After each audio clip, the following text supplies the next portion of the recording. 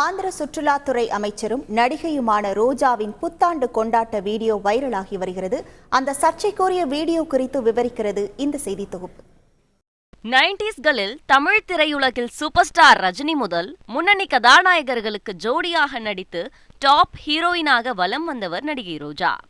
அதே 90ஸ்களின் இறுதியில் சினிமாவிலிருந்து அரசியலுக்குள் காலடி எடுத்து வைத்தவர் தனது 25 ஆண்டுகால அரசியல் பயணத்தில் வெற்றி கண்டு இன்று ஆந்திராவின் சுற்றுலாத்துறை அமைச்சராக உள்ளார்.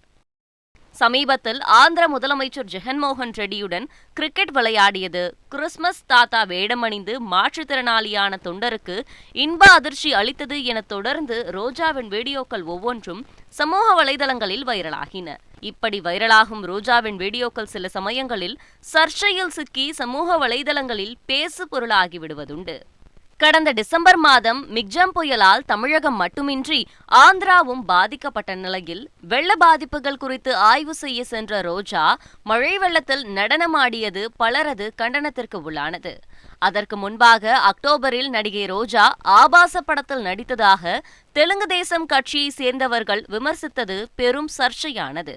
கூடவே இந்த விவகாரத்தின் போது ரோஜாவிற்கு ஆதரவாக அவரது சொந்த கட்சியை சேர்ந்த பெண் அமைச்சர்கள் கூட குரல் கொடுக்காதது, சொந்த கட்சியிலேயே ரோஜா ஓரம் கட்டப்படுகிறார் என்ற பேச்சுகள் எழக் காரணமாகின.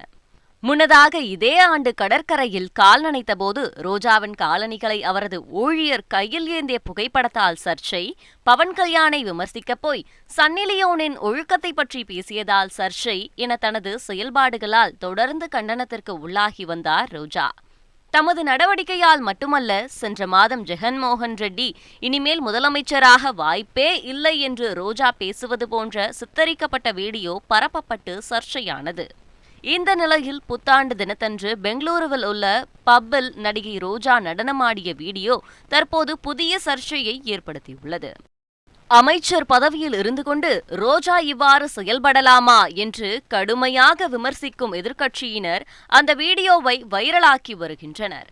இந்த ஆண்டு சட்டமன்ற தேர்தலை சந்திக்க உள்ள ஆந்திராவில் மீண்டும் நகரி தொகுதியில் போட்டியிட ரோஜாவிற்கு சீட்டு மறுக்கப்படலாம் என்று ஒருபுறம் விவாதிக்கப்பட்டு வரும் நிலையில் தொடர்ந்து அவரை சுற்றி வலம் வரும் சர்ச்சைகள் அவருக்கு புதிய சிக்கலை ஏற்படுத்தியுள்ளன. செய்திகளை உடனுக்குடன் தெரிந்து கொள்ள உடனே சப்ஸ்கிரைப் பண்ணுங்க.